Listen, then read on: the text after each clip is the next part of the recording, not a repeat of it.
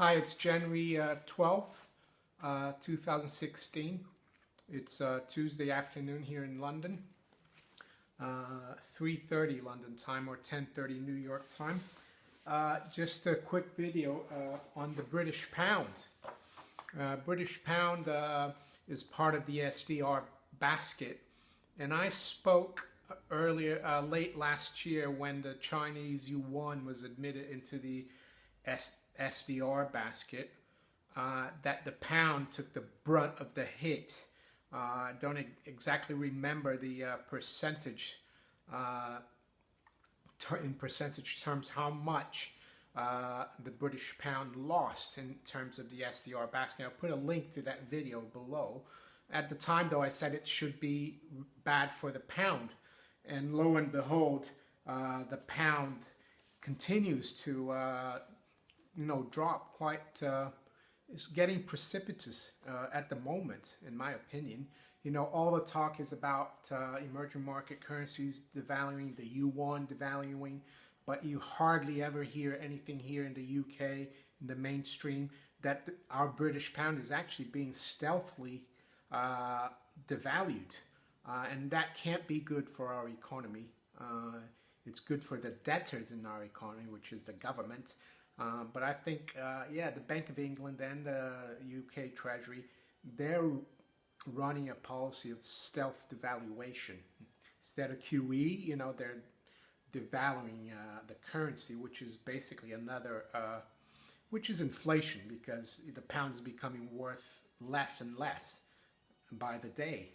And looking at the data here, the pound topped in July, recent top, July 2014 at 171.92, so basically around 172.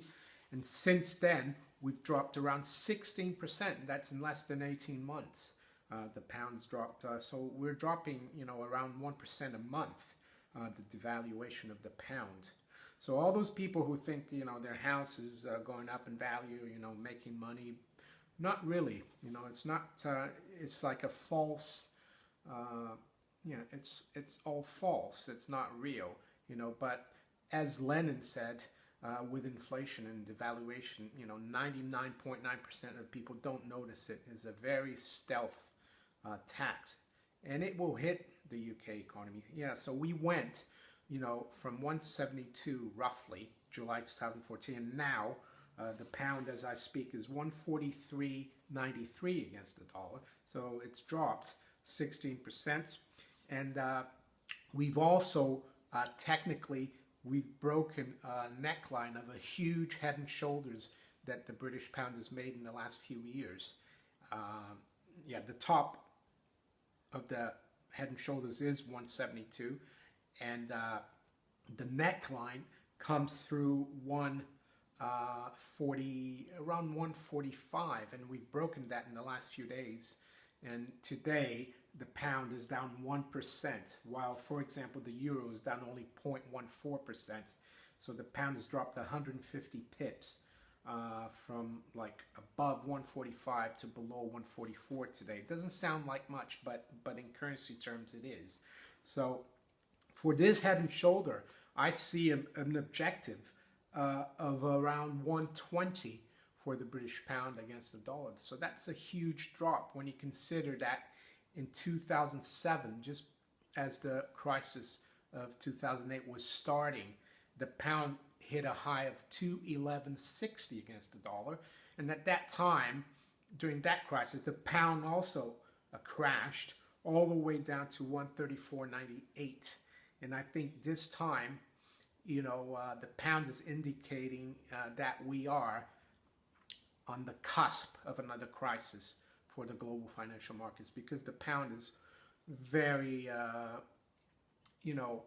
closely related to all the fiat money system, because all the huge, big international banks are here in London.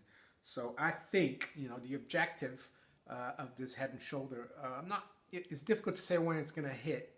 Probably in the next 12 to 18 months, I would say. So we should see the pound devalue even more and drop all the way to 120 against the dollar, in my opinion, according to that head and shoulder target. Of course, in markets, you're never certain, but it certainly looks like this head and shoulder is definitely broken the neckline. And in terms of other markets, it looks like, you know, the Dow is up 0.5% today. The S&P is doing better, 0.75. Gold, of course, again, is still being, you know, manipulated, in my opinion. And I think the Bank of England is heavily involved in this as well, because the pound started dropping earlier this morning before the U.S. Came in. And, you know, I think if you look at the Bank of England website, and I'll put the link to it, they say that they intervene and operate in the currency markets and in gold.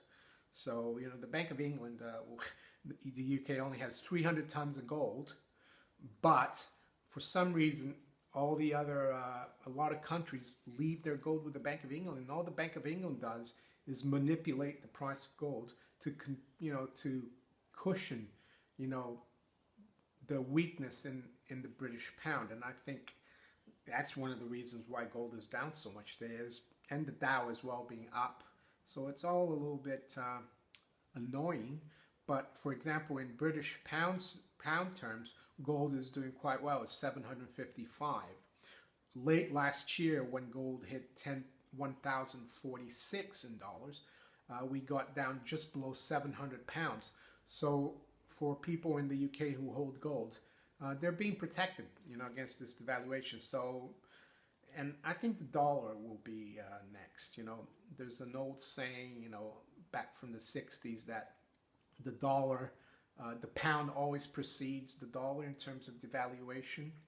So I think the next currency to go will be the dollar now that the pound's going. And the dollar, of course, can only go down against gold because it's the reserve currency. What else? So yeah, gold, 1,086, that's down 7. Silver still being held back, 1,375.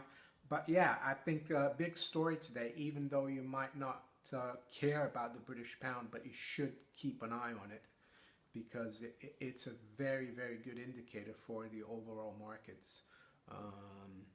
So yeah, the pound's taking a pounding, and it doesn't look good. Take care. Bye.